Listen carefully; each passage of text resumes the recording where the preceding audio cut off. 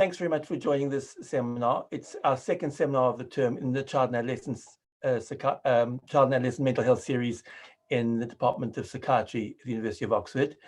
This is going to be a slightly different seminar, and it's going to be delivered by Louise, Dalton and Elizabeth Rapa, and the title is Communicating the Diagnosis of Life-Threatening Conditions to Children. And it's basically taking the Lancet series, which they led last year, and looking at the guidance and seeing how it could be modified specifically to the COVID-19 situation. So Louise is a consultant clinical psychologist who's worked both in the NHS and the university for many years, and was the lead psychologist in the craniofacial service in Oxford, as well as leading a number of studies in the research side of the University of Oxford. Elizabeth did a PhD actually in the epigenetics of pediatric cancers, and then moved into our kind of psychiatry area, and has worked with us on several trials and a whole range of studies over many years.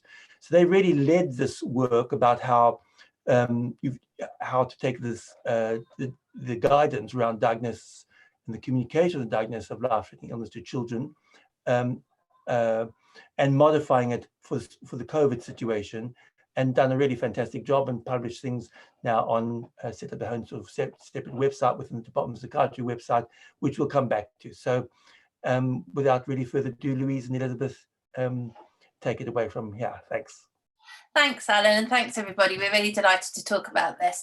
So just to say that obviously because of the subject area, some of it may be quite sensitive to people and might make you feel a little bit difficult, but hopefully from our talk what will come across is just how passionate we are about this subject and just quite how important it is, which is why we've been doing this for the last couple of years, and especially a lot in the last couple of weeks. So to start with, we're just going to go through what our reviews were and what major themes came out of these, and then we'll go into a bit more of the specifics, and then we'll spend the last bit of the talk talking about our COVID work, which kind of ties everything up together. So we were asked by the Lancet last year to produce 2 papers. We also had an editorial commissioned for us to review all of the evidence on how communication occurs with children when parents have a life-threatening condition or the children themselves have their own life-threatening condition. Now, this was very much based on, this came off the back of Alan's really pioneering work quite a few years ago, I won't say how many, on an amazing study he did published in the BMJ about understanding how mothers feel when they're diagnosed with breast cancer and what that means for the family. So there's obviously lots of guidelines and training on how to talk about breaking bad news, but what there isn't very much on, although there are some, is that specific guidance on when children are involved and how you talk to the child and how you help the family talk to the children when there's a life-threatening diagnosis. I think you've all heard me talk before about this in regards to the Amagugu study, which is an HIV disclosure study, where I talked about how this is a universal experience. This is happening every single day, every second of the day, with all different types of diseases. So when we talk about life-threatening conditions, we're not just talking about palliative care or end of life or a terminal illness. We're talking about any disease that you get diagnosed with. And that moment when that diagnosis is conveyed is absolutely remembered vividly forever, and actually predicts how the family and yourself feel throughout your illness and hopefully recovery, or if not, unfortunately, if someone dies. So part of this Lancet review, we got together a workshop of international experts from both low and middle income and high income countries, so Europe, USA, Fiji, Myanmar, Pakistan, and lots of different types of academics, clinicians, NGOs like UNICEF, psychologists, psychiatrists, and of course palliative care oncologists. And what was really important as part of this group, and also when we produced the framework that we'll talk about at the end, is that we had patient advocates and people who had had lived experiences. So Lucy Watts, which I'm sure many of you have heard of, I think she's the 5th most influential disabled person in the UK, really helped us on some of these guidelines as well as, like I said, people with lived experiences. So what's really important, I think, just as some background, is to understand how communication and how the way children are talked to has changed over the last few decades. So I think the prevailing practice, sort of before the 1960s, was to kind of withhold diagnoses or tell children that a disease could be life-threatening in order to protect them, which we understand is very important. But actually, that was considered, you must always do that. But importantly, and rightly so, over the last few decades, we've just really understood the importance of increasing disclosure to children, not only because more children and people in general are surviving due to treatments, but also because we have a much better appreciation of children's developmental understanding.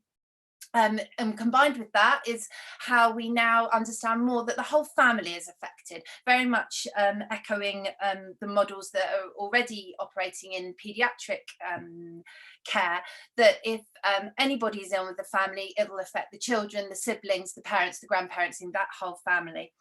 And also that shift in the role of the doctor, where now it's very much that the doctor plays that absolutely important and crucial role in empowering their patients and that shared decision making. So it was a very, very broad summary at the beginning, and now we're going to go into more detail. Why is it so important? So we know that children need to know what's happening. It actually improves their cooperation with procedures and drug treatment. It actually affects the way that the illness progresses or doesn't progress. And it just allows the children and the families to really advocate for their care and treatment, because everybody knows what's going on. Thanks, Elizabeth. So just now, thinking specifically about the developmental context, and I guess this will be familiar to many, but just a quick sort of whistle-stop tour, just as a quick refresher, really. Of course, there are lots of very well-established models about breaking bad news, but they tend to be very much focused on a clinician talking to an adult patient in isolation. And of course, when we're thinking about children, it's not just using more simple language. Actually, what we really need to consider is children's evolving understanding of what illness and death really means. And the other point that I really wanted to highlight was that this isn't a single conversation, because of course, children's understanding is going to change as they grow up in very kind of particular developmental stages, and their level of understanding and the information that they need to have about their illness or their condition is going to change. So it's not just a one-off conversation. This needs to be an ongoing dialogue with children, remembering that their understanding is changing, and therefore the information and the way that we're communicating with them needs to change as well.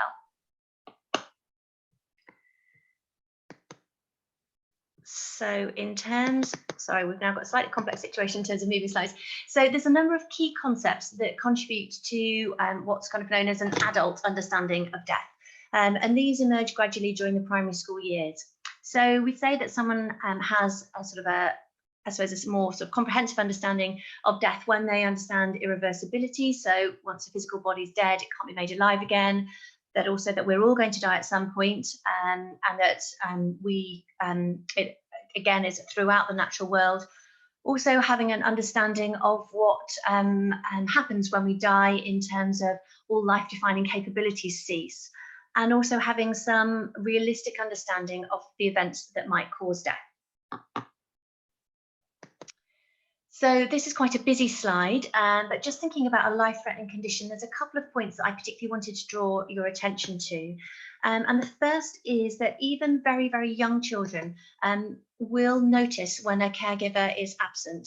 I think that, again, people often really ignore the preschool child in this, but even under twos are going to be aware that a parent or a regular caregiver is no longer a regular part of their life in quite the same way as they were before, either because they're having treatment or because they've sadly died. And then the second concept that I particularly wanted to draw your attention to was magical thinking. So magical thinking is a concept in a sort of developmental phase when children link their own thoughts or wishes with external events. And it's really beautifully encapsulated by this description from Maya Angelou. Elizabeth, if you could play the link. 7.5, I was raped by my mother's boyfriend. And the rapist was killed the policeman told my grandmother, my mother's mother, with whom I was staying, that the man had been kicked to death, they thought.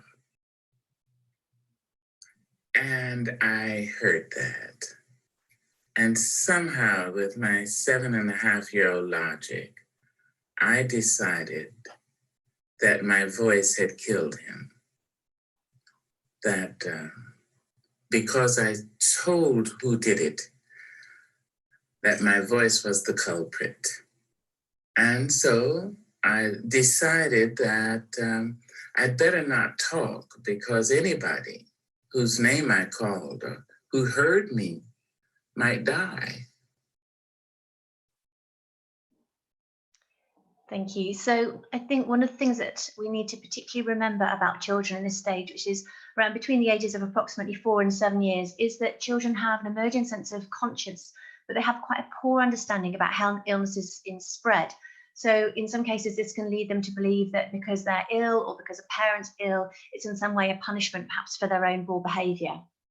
And we need to be really careful about the language that we're using, so to make sure that it's quite concrete and it's specific, to avoid any kind of misunderstanding about what's caused the illness or what might cause their own or a parent's death.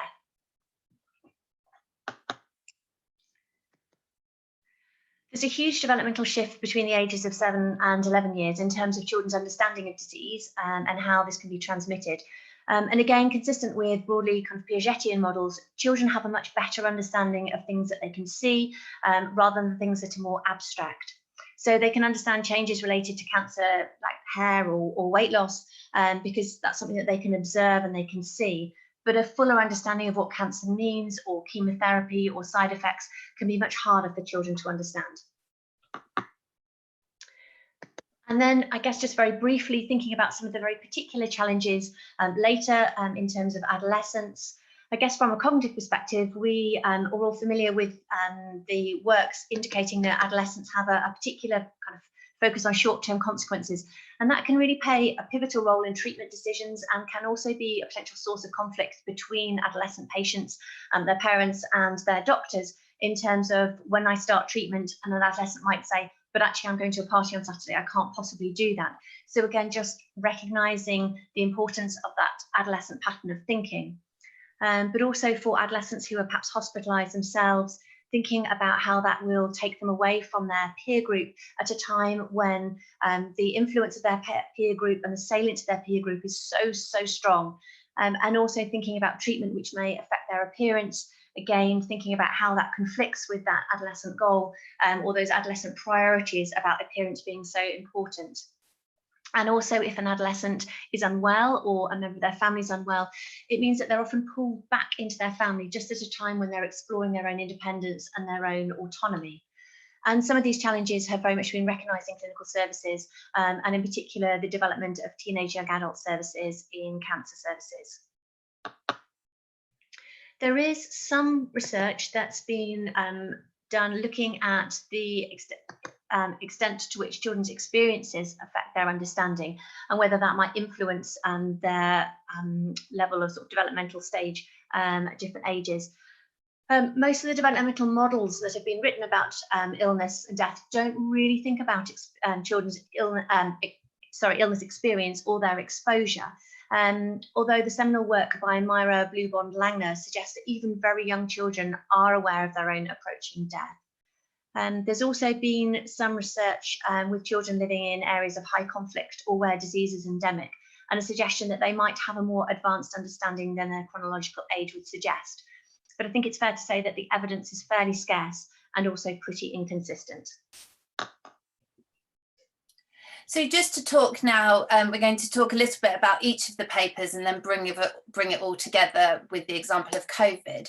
So the first paper that we did was looking at when a child themselves is diagnosed with a life-threatening condition. And these are just common stats, which I'm sure you're all aware of, just how many millions of children are infected with HIV and just how many children develop cancer each year. And again, like I said at the beginning, this is not necessarily just about HIV or cancer or a life-limiting or terminal disease, but this is in all disciplines, from when you're diagnosed with diabetes to even a serious infection. as you know, our group, we do a lot of work in low and middle income countries, and that's something we really wanted to highlight in our reviews, is just the disparity between high income and low income countries, especially in the fact that how low survival rates are. So for example, as you can see there, in cancer, high income countries, we've got a 80% survival rate of 5 years or more, but in low and middle income countries, that can be down to as low as 10%. So what did we find from our child illness review? So very much reflecting my last slide, it is disproportionately focused on cancer in high income countries and HIV in low and middle income countries. And it is rarely a primary research question. So there are components of communication in these studies, but it's rarely that communication has been the sole focus. We know that the rates of one of the big things that came out is that we know that actually the disclosure rates vary hugely from 1 to 40%. And also, although parents have said how important it is, highlighted by this study here, that actually 80% of caregivers have said, yes, we definitely should tell our child that they're ill, but actually in the real world, only 19% of those parents actually did. So we have to always take those into account when we're looking at these studies. But the overarching theme that did come out in all the studies we looked at is that children, which is reflected very much by what Louise has just said, is that children always want honest information. So we're not going to go in great detail about this because it ends up getting very listy, but we wanted to show you that actually when we do review the evidence, that the effect of communication has a wide range of effects on different outcomes, psychological, physical, and then the family system as a whole. So for example, so just to give you a few examples, in some of the studies where children were told they had cancer, they had lower anxiety and depression rates, and the same in HIV when the children were told they were HIV positive. And also the converse of that, in the children that weren't told that they had HIV, that actually there were increases in emotional difficulties as well. So you can see that psychological functioning is really affected. On the disease itself, and it has a massive effect on multiple things, including how the child would adhere to treatments, and also and also how it would actually affect risky behaviours. So, for example, if children weren't told they had HIV, that they had poor understanding of the risks associated with unprotected sex, and again in the converse, if they were told, those children were much more likely to tell sexual partners and use condoms. And actually on the way, I think we said at the beginning, actually on how the disease progresses, CD4 counts obviously in HIV are affected again both ways. If they were told the CD4 counts go up, which is obviously what you want, where in the groups that weren't told they were HIV positive, the CD4 counts got lower. And the family as a whole, you know, we can see that lots of the studies found that the family found it a positive event, and the parents were always relieved that then they could, once they'd told their children, they're relieved that everyone now had this understanding, and they were all working towards the same goal and focus of getting the child better. And an example here in a Swedish study, that of the 33% of parents that did tell their child, nobody regretted it. But then of the people that didn't, actually up to a third did regret not telling their children. So we know that families do want to do this, and when they do it, it does have positive results, and can even in this one study in Egypt actually led to improvements in how they thought about the future, because everyone was understanding what was going on. Thanks, Elizabeth. So a slightly complicated looking slide here, but really what we wanted to think about now was what influences communication, what makes it happen, what makes it hard for it to happen. So in this slide, we've tried to illustrate the 3 key members of the communication triad. So you've got the child down in the bottom right, the parent in the bottom left, and the healthcare professional in the middle at the top. So, of course, the parent and the child are within their own family context, which is in the green box, in terms of their family's religious and spiritual beliefs and their cultural understandings and rituals around illness and death. And then the potential obstacles to communication are shown in the orange hopefully sort of showing how they disrupt potential flow of communication into the centre. So now if we try and look at each of these in turn. No, thanks Elizabeth. So I think although Elizabeth, we'll think about the child first. So although Elizabeth's talked about the evidence about some of the benefits of communication, I think it's also important to emphasise that not all children want to know. There's evidence that children might take on a variety of roles in terms of their illness. And this was a study with children who had cancer. Some very much became experts about their cancer and became advocates for other children with cancer, whereas others tried to kind of box it as much as possible. And they actually felt on reflection that their own sense of avoidance from it helped them manage and get through the experience. It's also important to highlight that children are very aware of their parents' feelings, and they can be quite inhibited when they're aware that talking about their illness and their diagnosis makes their parents very upset or very, very uncomfortable. Children also describe feeling a pressure to show courage in the face of their disease. And then finally, we also need to, again, really think about children's level of understanding. And this is one of the, I think, one of the best studies in the area, and it really highlights that communication between parents and children was often ineffective because of a misjudgment about how much a child understood about their illness and their situation. And interestingly, for younger children, the evidence was that parents tended to underestimate how much their child could understand. But equally, at the other end, parents tended to overestimate children's understanding, and so therefore provided them with too much or too many complex details. So now when we think about a parent's perspective, parents' own understanding and their own emotional response to the devastating news that their child has a life-threatening condition is very important, and that affects how and what they communicate to their children. So when parents are very, very shocked and they're unable to grasp the information that they're being told, then they tend to tell children as much as they understand. Whereas when parents believed that their child's leukemia was incurable, they then gave their children as little information as possible. So we really need to think about how parents are responding to the news, and therefore think about how that information is then being filtered through to their children.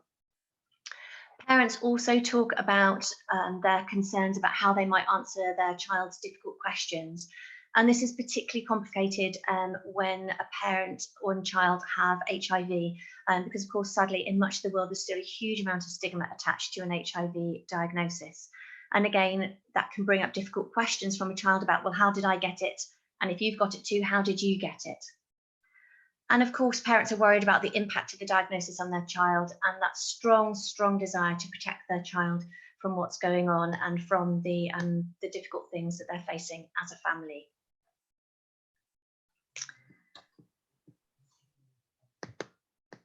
So just thinking now about the factors affecting healthcare professionals' communication. Again, there's consistent reports of healthcare professionals feeling unskilled, that they don't have enough training, and always the pressure of time, which I think is familiar to anyone who's ever worked in clinical services. There seems to be a particular struggle for healthcare professionals when the prognosis is uncertain. And I think that fear of raising the possibility of death either too early or even indeed unnecessarily. And of course, these issues bring up our own experiences of loss and grief. There's always going to be some patients with whom we feel a particular affinity or a particular connection. And these conversations really demand that we think about our own humanity and also that we think about our own family. And of course, this can be particularly challenging.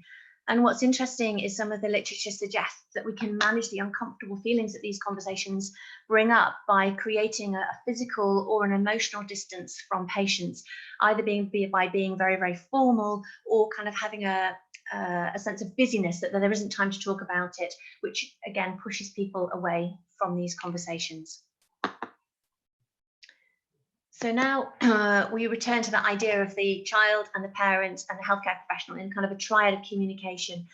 And as we've talked, lots of different factors are going to be influencing those individuals. And of course, that may mean that each member of the triad might have quite different views about what needs to be communicated and how it should be communicated or not. I think it's important to emphasize that parents may be the gatekeeper of their child's knowledge and understanding. And so we need to be particularly mindful of that in clinical services. And the other thing that I particularly wanted to flag up at this stage is this idea that's been labelled mutual pretense, that parents and children each attempt to protect each other by not acknowledging what's happening. And then, of course, what happens is that the child is left to make sense of very frightening information alone, and that each member of the family is walking their own path, rather than actually having the opportunity to come together and think about how they can support one another through this difficult and challenging time. So if we think now about the literature of what children and families want about communication. So this has been split into kind of different areas, and I'm going to whiz through this at quite some speed.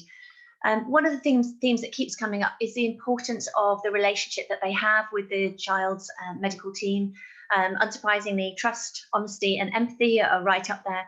And how is this communicated? Families talk about wanting to know that the healthcare professional feels genuinely interested in them as a person, that they're not just a collection of symptoms. How do we kind of show our respect for the patient and for their family? Adolescents say it's about recognizing their priorities and not dismissing them, and also being sensitive when they don't want to talk about things. For parents, it can be really very simple things around eye contact, knowing their name, and also being recognized as the expert on their child. And also what they want from healthcare professionals is honesty. When actually we're at the limits of our own knowledge and understanding, parents want that to be acknowledged, and that respects them as another adult participating in this partnership. And again, one of the themes that we'll pick up on perhaps later in our presentation is around the importance of language, which is clear and specific and unambiguous, and also that precious commodity in healthcare, time, and the importance of having time to ask questions and to talk about what's happening. In terms of what's communicated, again, as I've talked about, we need to acknowledge the impact of shock. Families want their understanding to be checked, the opportunity for information to be repeated, early follow-up, written information. So again, probably nothing that's a surprise there. Interestingly, although adolescents tend to be quite short-term in thinking about consequences, they did also want to talk about some of the long-term effects of their condition.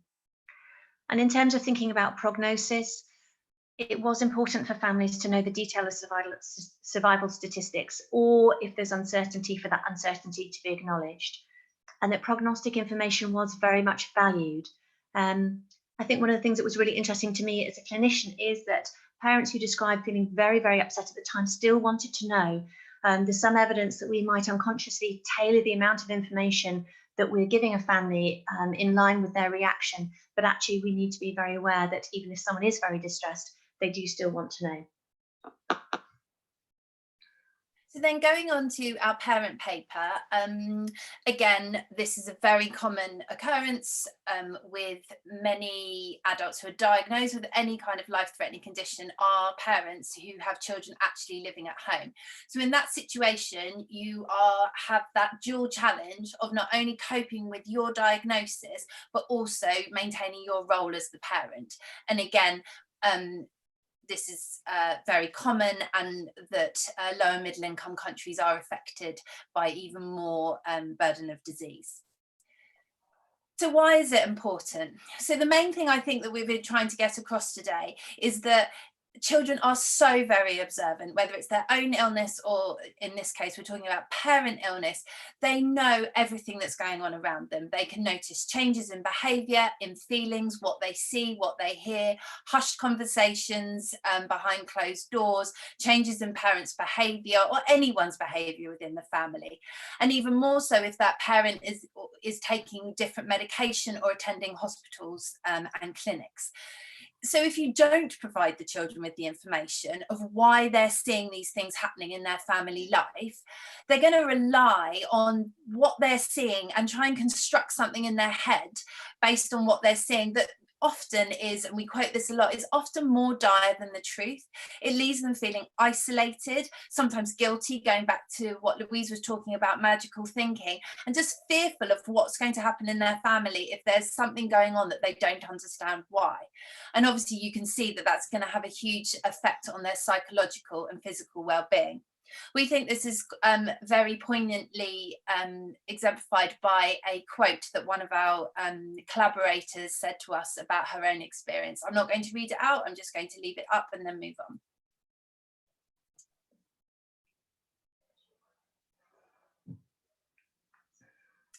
And that's also echoed in a really big study that was done in China, where although only 40% of children were told that their parents were HIV positive, in fact, when they asked all of the children, up to 80% of them were aware. So children know what's going on, even if they're not told. And again, I'm not going to go through these in any detail, but again, the findings for our review showed how this disclosure of cancer or HIV, or non-disclosure of cancer of HIV in parents, and also multiple sclerosis in this research evidence affects psychological, behavioural outcomes, and there are more intervention studies done in this area, although communication, like I said at the beginning, is often not the primary focus, although the exception to that is Alan's study, which again I have spoken about previously, called Amagugu, where HIV disclosure was the primary outcome. And what happens there is that we do find that there are significant effects from these intervention studies, but there are also varied results, and it's often very difficult to identify what specific element of that intervention was responsible for those improvements in outcomes. Thanks, Elizabeth. So thinking about then some of the specific challenges about communication and when the parent is unwell, I think the first point that we wanted to highlight really was the invisibility of children when a parent is diagnosed with a life-threatening condition. Patients are surprisingly rarely identified as parents, and because it's usually the adults who are attending the appointments, the healthcare workers are often unaware of the effect of the illness on the wider family. And also healthcare professionals tend not to see the children's needs as part of their role. They're very much focused on the adult patient in relative isolation. As we've already talked about, parents often underestimate how much their children are aware of and how much they understand about what's happening. And equally, children are very mindful of how their parents are feeling and are very fearful about upsetting their parents. And what's interesting is that parents rarely model talking about the emotional aspects of a situation with their children, that they often convey kind of factual information, but really not about how they're feeling. And what's really interesting is parents often say, but I wish my child would talk to me more about how they're feeling. And that's going to link into a little bit of work that we've been doing around the current pandemic, which we'll come to in a few slides. So in terms of just thinking about what children and their parents want, again, the literature looking at children who have lived experience of parental life-threatening conditions is very much emphasising that children and adolescents do want information, and that this absolutely outweighs the risk of that information creating anxiety. They particularly want information when their parent becomes more and more unwell. And they also want to know what their parent needs in terms of care so that they can actually be useful. It's really important that children are told about side effects and warned about side effects, which avoids them misinterpreting perhaps their parents' hair loss as a sign that they're actually getting sicker. And also they very much want to know about the emotional experience of other young people who also have a parent who's been seriously unwell. In terms of the sources of information for children, they want it to be direct, they want it to be honest, they want to hear it from their parents or sometimes from their parents' doctors and clinical team. And they also want to be able to ask questions without fear of upsetting their parents. So again, that fear of emotional consequences within the family being very, very salient. They also want the opportunity to be able to ask questions about causality, about the risks of heritability, and also how it's affecting the family's economic circumstances. And they also want the opportunity to talk about the possibility of their parents' death and a chance to talk about who will care for them and what will happen should their parents die. So in terms of not just information, but also the emotion-focused aspects, children want the opportunity to talk about and to express their own feelings. And they often suggest that they want their parents to invite them to talk, that gives them an opportunity to feel that their own feelings in the situation are legitimate and that there is space and room for those, rather than them being not a priority or perhaps it being egocentric to talk about how the parental illness is affecting them. And also they want the opportunity to talk to peers who've been through similar situations as well, and to have that emotional support from someone else who really knows what it's like. In terms of what parents want, parents describe feeling overwhelmed and frightened about talking to their children while managing their own distress about the situation. Again, consistently, again and again in the literature, parents talk about their fear about harming their children, and that this is going to affect their children adversely in terms of their academic progress or in terms of their emotional well-being. And there's also the risk of stigma, particularly in HIV disclosure, and they're very concerned about the implications for the family if the confidentiality around the HIV diagnosis is not maintained within the family. Parents are also very worried about not being able to answer their children's questions. And again, you can imagine some of those questions around a parental diagnosis of HIV may be particularly tricky to answer. And parents also want an opportunity to talk with their clinical team about what they're going to say to their children, how they're going to do it, and how much their children are likely to understand about the illness and the situation. So at the end of each of our papers, the child illness and the parent illness, we proposed, and with the international expert group that I mentioned at the beginning, a framework of how these conversations should take place. So we know, again, that it was, due to lack of this specificity about involving children. So what we really wanted to do was make sure that these guides were step by step. And we're not going to show you these two guides that we did in the papers, but actually show you how we've used this to help with our COVID work. So we did practical suggested phrases, so you could literally hold it in front of you and work through it. We're completely aware, before we show you all the rest of our COVID work, that we know that one size doesn't fit all with regards to our COVID and also the frameworks in our papers. We know that circumstances are different in every situation. You might not have to go through all of the scripts or all of the stages all at once, especially if someone's experiencing lots of pain or distress, or it's a sudden onset of a death or an illness. So we're really lucky enough to also get some GCRF funding to take these two frameworks in our papers and take them to South Africa and Uganda and culturally adapt them, which was really an amazing experience and really interesting on the importance of religious and cultural beliefs, which we then incorporated into our framework as well. So we're going to spend the rest of the talk, because we're running a bit out of time, on why and how we used the COVID, how we've used all of this knowledge we got from our papers and all the work we've been doing on how we could attribute that to COVID. So first of all, Louise and I were really felt it was necessary, looking at all the amazing resources that were coming out about telling children what COVID was. So really lovely cartoons about explaining what the virus was and how we can keep ourselves safe and how we wash our hands, which were great for teachers and was very appropriate. But what we did think that was missing, and why we were then published our comment in the Lancet recently, a few weeks ago, was that the way parents' communication is affected by this situation. So they're preoccupied and worried themselves with jobs. Are they going to have a job? Who's going to get sick? What happens if someone gets sick? What's going to happen just generally in the world that we're all anxious about? And that actually really affects the way that parents then talk to their children. And we just thought that wasn't being highlighted enough in some of the media coverage.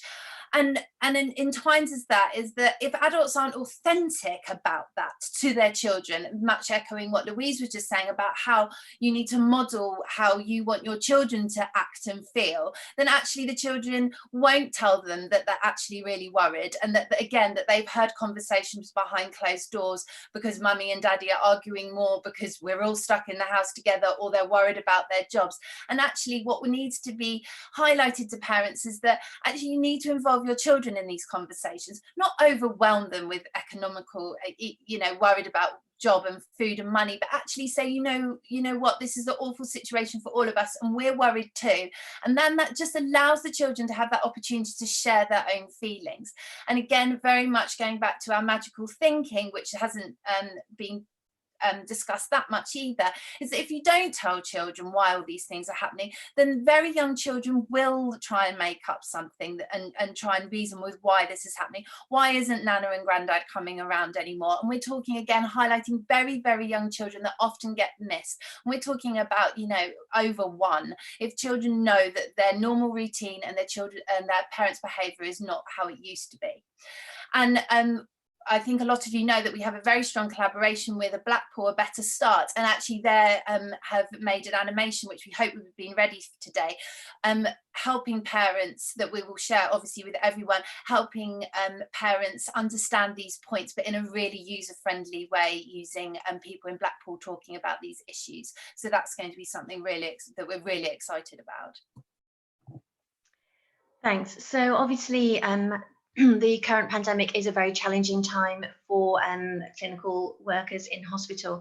I know, as we've hopefully highlighted in the literature, we're very aware of the challenging natures of these conversations in normal circumstances.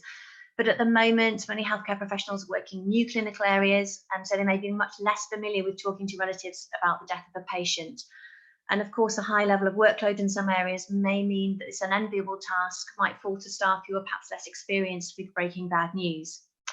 And of course, these phone calls to explain that a patient has died now need to be done by phone, so you don't get any non-verbal feedback, but also staff don't have an ongoing relationship with the family.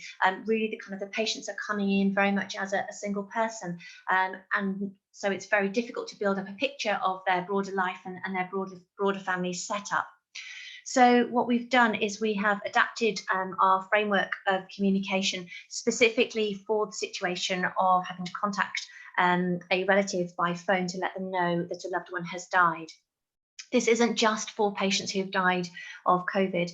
Of course, current circumstances mean that lots of other patients who are critically unwell have family who are very much absent from their bedside. And although there are a lot of resources available online, a key part of our guidelines is identifying if the patient who's died was a parent or a grandparent. Again, just echoing that point, because no one knows the setup of a family, we can't make assumptions about the importance of a patient potentially to multiple children. They may have had huge childcare responsibilities and been a very large presence in a number of children's lives. And we really need to make sure that we're identifying who those children are and making sure that the family are then given some support to think about how they're going to break that news to the children. Because of lockdown, it means that we're all living in very, very close quarters. And as Elizabeth's just been highlighting, because children are so observant, they're going to know that a phone call's been made, they're going to hear the door being shut as someone's trying to take a call with some privacy. So families really have very, very little time and opportunity to prepare themselves to think about how they're going to tell their children. So what we've done is we first produced guides for healthcare professionals who are working in acute hospitals. There's a set of guidelines for these professionals to make that initial call to the family, and then a second set of guidelines which can be immediately emailed or WhatsApp photos sent through to the family, giving them a framework of thinking about how they will tell the children.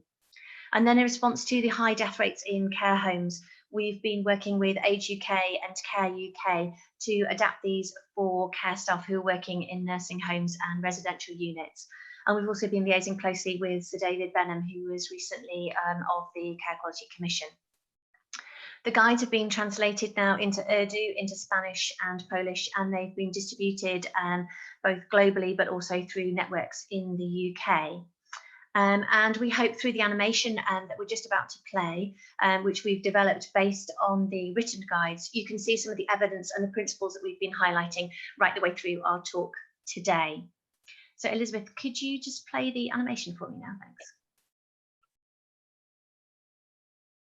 This is a guide for healthcare professionals to take you step by step through the process of telling relatives by telephone about the death of a patient from COVID-19. There are 7 steps and advice if the patient has children in their family. This video is supported by 2 written guides, one for you as a healthcare professional and one for the relative to help them tell any children in the family. First, prepare yourself. Take a few slow, deep breaths to help you focus. Check the patient's information. What's their name? Do you know if they had children or a partner? If you can, relatives have found it helpful to know the name of who was with their loved one towards the end of their life. Check the latest protocol for when a patient has died and what bereavement support is available. You could practice what you're going to say with a colleague. Find a space where you won't be interrupted. Pass your bleep or phone to a colleague, and if possible, use a landline. Step 2, starting the phone call. If the person does not answer the phone, do not leave a voicemail. If they do answer, introduce yourself by name. Clearly explain which team and hospital you're calling from and establish who you're speaking to. Check that they can talk privately. Speak slowly. Counting to 3 in your head can help slow you down, particularly if you're feeling nervous. If the person is very distressed, they may ask straight away if their relative has died, but don't rush into it. Just continue to the next step, the warning shots, which prepare the person for the news. Set the context for the call. I'm calling to talk about John. What have you been told so far about his condition? Is there anyone else you want to be in on the call? Step 4, giving the information. Talk slowly and honestly. Avoid euphemisms like passed away, and don't use any technical or medical jargon. You might say something like, I'm sorry to tell you that John became very unwell and died earlier today. I'm so sorry to give you this news over the phone. After you've told the person that the patient has died, stop for a few seconds to allow the person to take in what you've said. Listen for reactions to gauge when they're ready for more information. Remember that pauses are important, as you can't see the other person's reaction to what you're saying. Step 5 is about managing the emotional impact of the news. Do what you can to support the person. People's reaction will vary. They may cry, shout, or go quiet. Just stay calmly on the line and don't feel you have to fill the silences. You might say something like, I understand this is very difficult for you to take in. Remember that distress may limit their capacity to absorb information. It is difficult to know how a person is reacting when you can't see them. It is possible they're trying to minimize their reaction because other people are in earshot. Use sounds and words like, take your time, I'm still here. This replaces eye contact or touch and confirms your presence. The next step is to establish if the patient was a parent or grandparent. If they were, ask for the names and approximate ages of the children. If the children are under 25, you'll need to discuss with the person how to inform those children. We'll go through this at the end. The last step is to make a plan. Explain what will happen next regarding death certification, mortuary processes, and personal possessions. Reassure them they will not have to manage this alone. Direct them to the appropriate bereavement services and online resources. There's been a lot to take in. Is there anything you don't understand? Repeat your name and which department you're calling from. Once the call is over, update the patient file and tell other staff that the next of kin have been told. These are emotionally exhausting conversations. Take a minute to check how you're feeling. Take a break, have a cup of tea, or talk to a colleague. If the patient had children, you'll need to give the family guidance on telling the children of their parent or grandparent's death.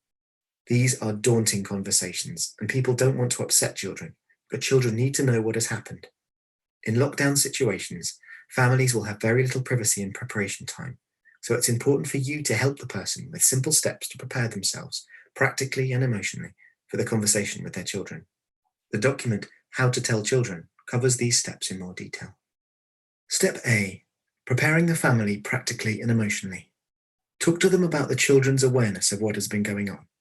Remind them that even very young children will have noticed that adults are upset and distracted and will be looking for explanations. Plan where they think the conversation should happen, whether it should be several children together or one at a time. Can the younger ones be distracted by the TV or a toy while you tell the older ones? If parents are separated, confirm who will tell the children and encourage consistent messaging to avoid confusion. Step B, telling the children. Regarding the conversation itself, encourage them to speak slowly and pause so that the children can take in the information. Silences are okay. Euphemisms like passed away or gone to sleep can cause confusion and should be avoided. Help them think about what reactions to expect. Shouting, crying, or going quiet are all common. Younger children might focus on practicalities or not show any reaction at all. They may need to repeat the conversation several times. This is normal. Reassure the relative that it's okay to share their feelings with children, but best not to overshare extreme emotions. Step C, preparing for common questions. They should ask the children if they have any questions about what has happened or what will happen next. Children often want to know what caused the death and worry they were to blame in some way. It's important to emphasize that it was nobody's fault. The patient had coronavirus and they were cared for by the medical team who did everything they could to look after their loved one. Other common questions include, is anyone else in the family going to die? Am I going to die? Who will look after me? And will I catch it? Focus on practical information and steps everyone is taking to stop the spread of the coronavirus, for example, washing hands and physical distancing. Relatives should reassure the children that they're not alone. We will work through this together as a family, whatever happens. Here's a summary of all the steps we've covered. On behalf of us all, thank you for your dedicated service in these difficult times. Thank you.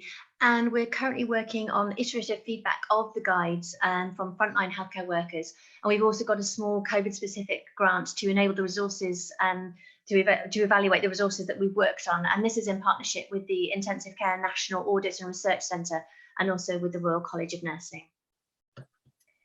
And then just finally, one other aspect of our COVID work, I know we've only got a couple of minutes, has come from being approached again by our colleagues in paediatric oncology, who were also struggling with the fact, not dealing with having to tell people that their relative had died of COVID, but actually having to have not in the room consultations. So that changed to telephonic medicine.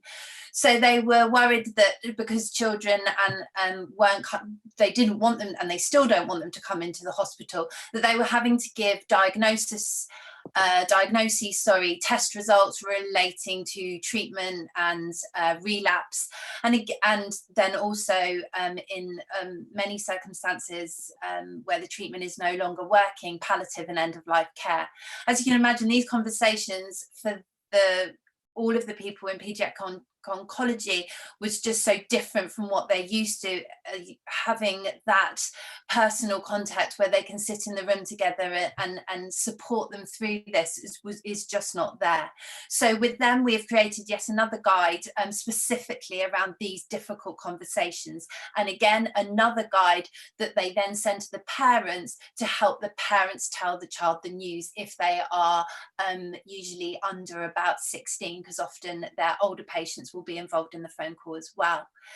And so we know that this is not just isolated to paediatric oncology. This will be relevant to so many other disciplines, and that actually we're finding that lots of healthcare professionals are approaching us because in fact some of these changes will be permanent, and we need to make sure that everyone feels supported, like we hope that animation has shown, in having these really difficult conversations. So just to finish though, although the thought of talking to our children about serious illness or death of someone they love will always feel daunting, we hope that this presentation and these resources provide a framework that can make these seemingly impossible conversations feel possible. Thank you very much for your attention.